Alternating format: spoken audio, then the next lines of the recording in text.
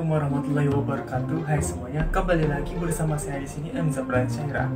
Jadi di video kali ini kita akan membahas mengenai multidisiplin sastra. Apa itu multidisiplin sastra dan bagaimana penerapannya pada karya sastra? Berikut videonya. Nah, pada kesempatan kali ini saya akan membahas mengenai multidisiplin sastra yang ada pada sebuah novel karya Andrea Hirata dengan judul Sang Pemimpi. Novel ini bercerita tentang 3 orang pemimpi, yaitu Ikal, Arai, dan juga Jimbron. Ikal dan Arai begitu pintar di sekolahnya, sedangkan Jimbron, si penggemar kuda ini biasa-biasa saja. Arai dan Ikal selalu menduduki ranking 3 dan 5 besar, sedangkan Jimbron menduduki ranking 78 dari 160 siswa. Mimpi mereka sangat tinggi. Karena bagi Arai, orang susah seperti mereka tidak akan berguna tanpa mimpi. Arai dan Ikal mempunyai mimpi yang sangat tinggi, yaitu melanjutkan studi ke Sorbonne, Prancis. Mereka terpukau dengan cerita guru keseniannya, yaitu Pak Balia, yang selalu menyebut-nyebut indahnya kota itu. Singkat cerita, setelah selesai SMA, Arai dan Ikal merantau ke Bogor. Sedangkan Jimbron lebih memilih untuk menjadi pekerja ternak kuda di Belitung. Jimbron menghadiahkan kedua celengan kudanya yang selama ini ia kumpulkan kepada Ikal dan Arai. Dia yakin kalau Arai dan Ikal pasti sampai di Prancis, maka jiwa Jimbron pun akan selalu bersama Ikal dan Arai. Berbulan-bulan di Bogor, mereka mencari pekerjaan untuk bertahan hidup yang susahnya minta ampun. Akhirnya Ikal pun diterima untuk menjadi tukang pos, sementara Arai memutuskan untuk merantau di Kalimantan. Dan Ikal pun memutuskan untuk kuliah ekonomi di UI. Dan setelah lulus, ada lowongan untuk mendapatkan beasiswa S2 ke Eropa. Beribu-ribu pesaing ia berhasil singkirkan, dan akhirnya ia pun lolos. Bertahun-tahun tanpa kabar berita, akhirnya Ikal dan Arai pun dipertemukan dalam suatu forum yang begitu indah dan terhormat. Arai yang sebelumnya tanpa kabar, ternyata ia kuliah di Universitas Mula Warman dan mengambil jurusan biologi. Ketika mereka mendapatkan sebuah surat, mereka berdebar-debar. Setelah membuka isinya, surat itu menyatakan bahwa ia mendapatkan beasiswa ke Eropa. Dan akhirnya mereka berdua diterima di universitas yang sama di Sorbonne, Prancis. Dan disinilah perjuangan dari mimpi-mimpi mereka dimulai. Ketegangan dalam sastra dapat dianalogikan antara disiplin ilmu sastra dan relasi mutual, dialektik dan sintetik antara ilmu bahasa dan sastra, dengan disiplin lain yang disebut multidisiplin. Multidisiplin sastra adalah disiplin atau teori sastra yang digabungkan dengan teori dan ilmu yang lain, yang digunakan untuk menganalisis suatu karya sastra. Nah, pada novel Sang Pemimpi karya Andrea Hirata, saya akan membahasnya dengan unsur sosiologi. Kaitan ilmu sastra dengan unsur sosiologi atau yang biasanya disebut dengan sosiologi sastra. Sosiologi sastra atau sosiosastra merupakan pendekatan yang mempertimbangkan nilai-nilai sosiologi pada karya sastra. Berdasarkan hal tersebut, maka karya sastra dapat dilihat dari segi sosiologi. Damono 2003 halaman 2-10 mengungkapkan, karya sastra dapat dilihat dari segi sosiologi dengan mempertimbangkan segi-segi kemasyarakatan, menyangkut manusia dengan lingkungannya, struktur masyarakat, lembaga, dan proses sosial. Pada novel Sang Pemimpi karya Andrea Hirata memiliki beberapa nilai-nilai sosial yang dapat kita lihat di dalamnya. Antara lain, yang pertama ada nilai pendidikan. Novel Sang Pemimpi merupakan novel pendidikan. Hal ini tampak pada setiap tingkah laku dari para tokohnya yang menonjolkan tentang pentingnya sebuah pendidikan. Namun untuk mencapai pendidikan itu sendiri butuh perjuangan yang hebat. Pengarang menguraikan bahwa pendidikan tak hanya diperoleh di bangku sekolah, tetapi juga bisa didapatkan melalui pengalaman hidup. Keinginan besar untuk mendapatkan pendidikan dipengaruhi oleh orang-orang yang berperan penting dalam kehidupan 3 orang tokoh pada novel tersebut.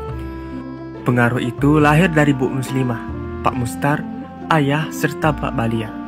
Novel Sang Pemimpi mengandung nilai pendidikan dengan kekuatan mimpi dan kesungguhan.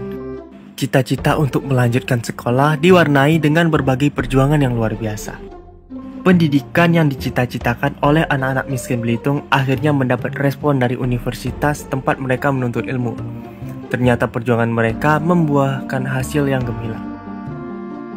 Yang kedua, ada nilai cinta dan kasih sayang. Kekuatan cinta tergambar dari isi novel sang pemimpi, seperti cinta Ikal kepada kedua sahabatnya, Jimbron dan Arai. Perjuangan untuk mewujudkan mimpi dan cita-cita mereka melalui bersama. Selain itu, cinta Arai kepada Zakia Nurmala juga menunjukkan proses yang panjang.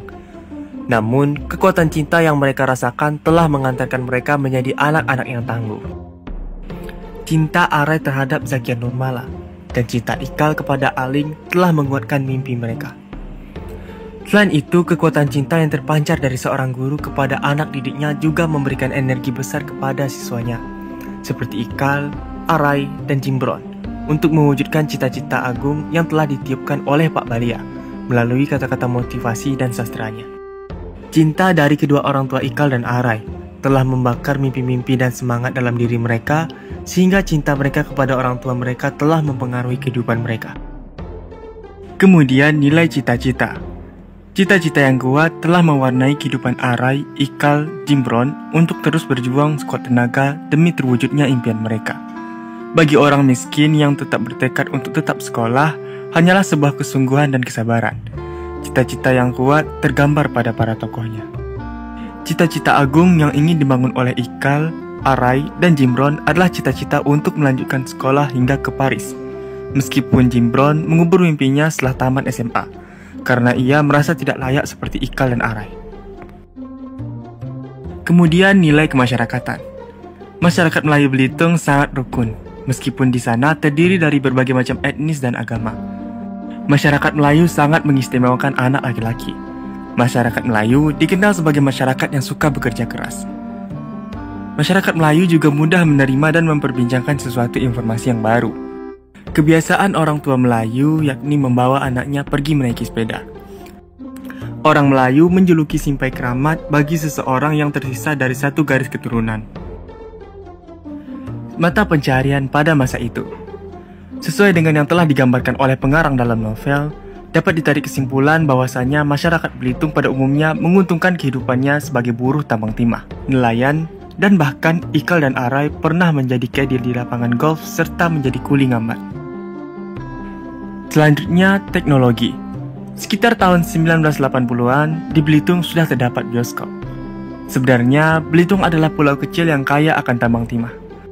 Teknologi telah menguasai tanah tersebut dengan dibangunnya perusahaan nasional timah untuk mengolah barang tambang, sehingga masyarakat di kota maupun Belitung sendiri dapat bekerja di PN Timah Belitung. Terakhir, religi. Nilai-nilai agama adalah faktor utama yang dapat menyeimbangkan dan mengatur kehidupan setiap orang. Para tokoh pada novel sang pemimpi adalah orang-orang yang taat dalam beragama.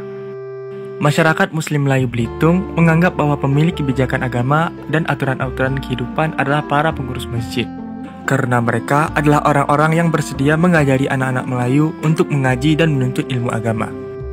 Meskipun telah dididik dan dibekali agama, namun Ikal, Arai, dan Jimbron masih belum seutuhnya mampu mengendalikan hawa nafsu mereka, karena mereka berada pada masa pubertas. Oleh karena itu, Pak Mustan mengingatkan mereka dengan memberi hukuman atas kesalahan mereka. Berdasarkan pendekatan sosiologi sastra, dapat kita lihat beberapa aspek penting yang membangun karya ini. Segala tingkah laku dan kebiasaan masyarakat Melayu Belitung tergambar jelas melalui pendekatan sosiologi sastra ini. Nilai-nilai sosial yang terdapat dalam novel sang pemimpi antara lain nilai pendidikan, nilai cinta, cita-cita, mata pencaharian, sistem kemasyarakatan, teknologi, dan nilai-nilai religi. Oleh karena itu, novel sang pemimpi layak disebut sebagai novel pendidikan dan budaya. Demikian video kali ini, jangan lupa untuk klik like, share, komen, dan subscribe. Dan jika terdapat kesalahan atau kekurangan, mohon dimaafkan. Mari kita diskusikan bersama di kolom komentar. Saya Enzo Pransyara pamit dan sampai jumpa lagi di video berikutnya. Wassalamualaikum warahmatullahi wabarakatuh.